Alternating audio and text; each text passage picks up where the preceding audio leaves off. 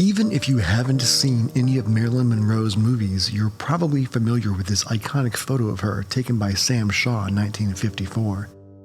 It's been paid tribute to by a wide variety of actresses and even has its own statue.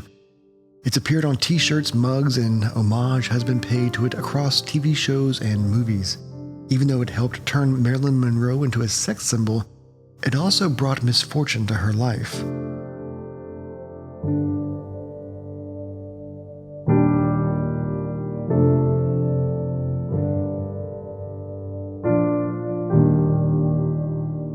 Marilyn Monroe is a cultural icon even to this day.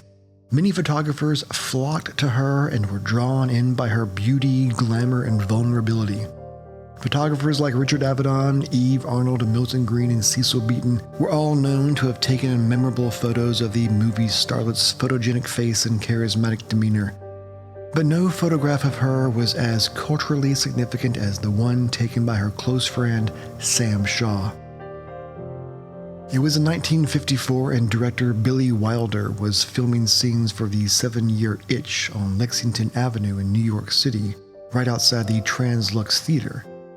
In the script, Monroe and co-star Tom Ewell were to exit a movie theater and a breeze from the subway passing below was going to lift up Monroe's pleated halter-neck dress.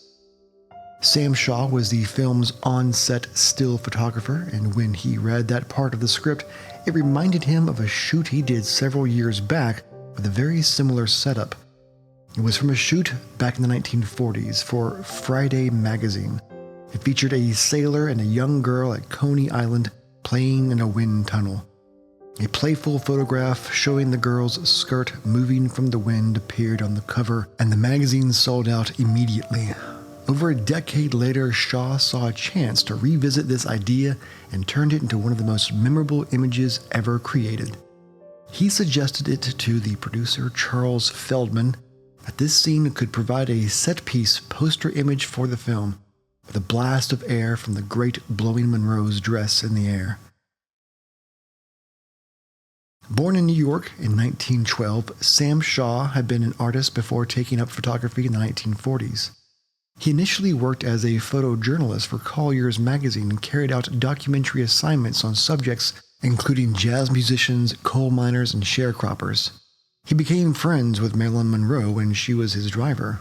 Shaw was working in the film industry as a stills photographer. While on the set of the biopic Viva Zapata, he met Monroe while she was employed on contract at 20th Century Fox Studios.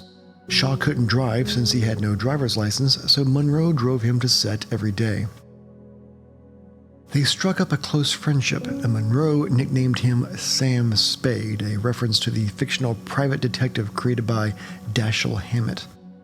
Shaw said about Monroe, "I just want to show this fascinating woman with her guard down, at work, at ease off stage, during joyous moments in her life, and as she often was, alone." But Monroe's star began to rise, and by 1954 she was chosen for the lead role in Billy Wilder's The 7-Year Itch. She was 28 at the time and had married her second husband, baseball star Joe DiMaggio. During the filming of The 7-Year Itch, the scene came about involving Monroe and Tom Ewell exiting the building, taking a walk, and ultimately leading to the updraft shot of her and her skirt. After the filming had finished, Shaw arranged for the moment to be recreated in a press photo call. During the public filming of the scene, amidst representatives from the press and bystanders alike, Monroe stood above the subway grate, allowing the air to puff up her skirt.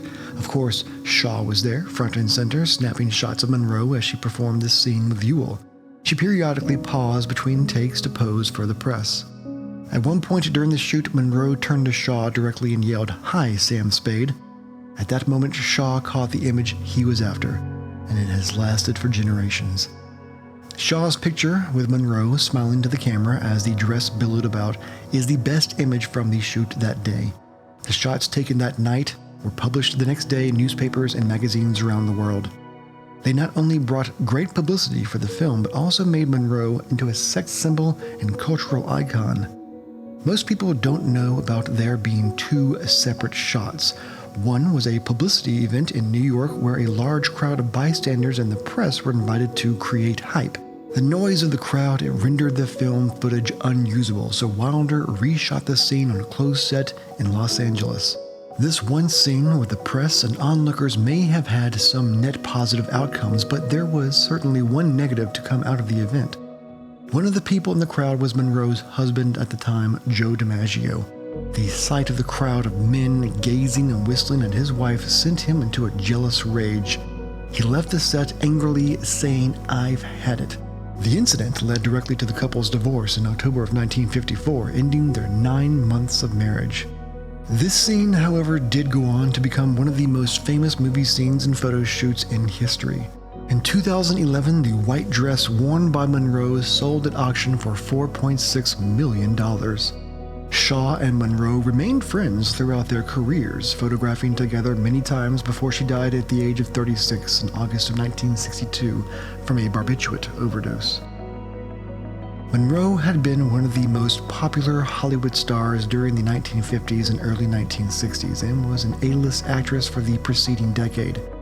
She suffered from issues of mental illness and substance abuse, struggled with loneliness, addiction, and a deep longing for acceptance and love. Despite her enormous fame and success, her story reminds us of the toll that societal pressures and personal struggles can take on even the most extraordinary among us. Marilyn Monroe will always be remembered as an icon of Hollywood's golden age, but her legacy also serves as a poignant warning of the dangers of fame and the importance of prioritizing mental health and well-being.